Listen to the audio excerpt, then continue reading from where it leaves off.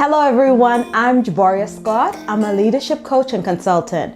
Welcome to my channel where I help managers tackle challenges at work. So if you're a new manager or if you've been managing for a while, what do you do when the newness wears off? The truth is that things can get tough when you're faced with the reality of managing personalities and you're trying to stay on top of things while making a good impression. That's why I created this video, which is a two-part series to acknowledge the fact that management growth ain't always easy. However, you can be successful during the growth phase. And there are 3 things to remember as a first-time manager so that you can navigate the growth phase successfully. So if you're interested, keep watching. Whether you're a new team leader or you're sharpening your management skills, we know that growth ain't always easy. And there are a few things to think about if you want to perform well in your job. The first thing to remember as a first-time manager is to know when to delegate. A lot of managers find delegation challenging because it can be difficult deciding how and when to delegate. And for many new managers, this is definitely a part of the learning curve growth phase. Here's the thing to remember about delegation as a first-time manager. Delegating can be a useful tool if you do it well. Let's start by thinking about work delegation in 2 separate buckets. There's the most common challenge where managers don't delegate enough, and there's situations where managers over-delegate work tasks and assignments. Let's review the challenges and benefits of both and what you can do to find a balance. Managers who don't delegate enough run the risk of burnout because you assume responsibility for all of the work. And it's because you may think that it takes too much time to explain things, or you can do a better job yourself. The truth is that it's impossible for you to do all of the work alone, and that's why you manage a team. When you don't delegate enough, you send messages that you may not mean to. A. You demonstrate a lack of trust in your team members' abilities to do a competent job. B. You limit the opportunity for growth that can happen when employees increase their job knowledge and learn new skills. And then there's C. You also limit the healthy collaboration that can occur when you work with your team by offering guidance and support. You benefit your team by delegating tasks because it empowers them to learn and grow and make valuable contributions to the shared work. Effective delegation can be beneficial and healthy as it frees you up to focus on performance management, charting the course as a visionary leader as you manage change. And as we also know that too much of anything is never a good thing, as the saying goes.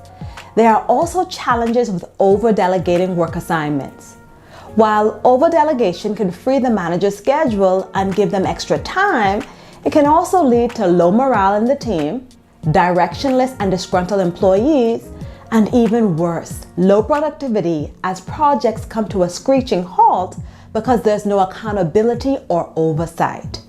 The key is to find a middle ground for a balanced distribution of the workload that allows you to support and guide your team while empowering them to do their part.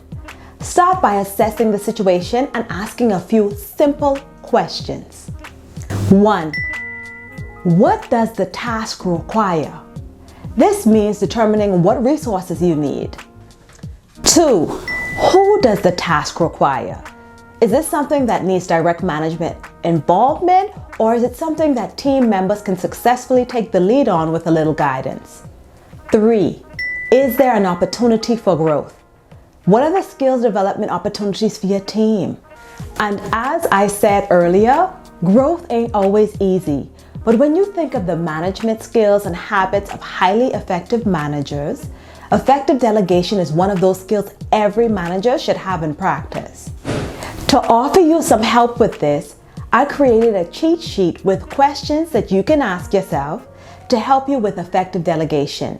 It's in the description box below.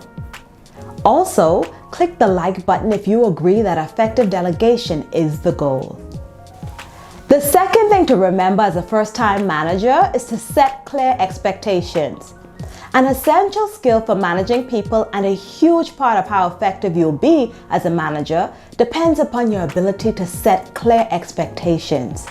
Your team needs clear direction on what's required of them, and that requires you to communicate effectively. You'll need to communicate what you expect from your employees as it relates to their job performance. You'll also need to clearly communicate what the goals are, and you'll need to communicate what you hope to accomplish or what your vision is. Building good communication habits and following specific methods for improving communication are essential to an emerging leader's success.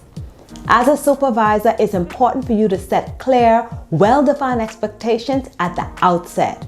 So communicate often and keep it simple. I created a video with specific steps on how to communicate simply that you might find useful in my communication playlist. Also, I'll leave the link in the description box for you. The third thing to remember as a first-time manager is that planning is everything. Whether it's creating a personal growth plan or strategically planning work assignments for the upcoming week, planning ahead is crucial to your success as a manager.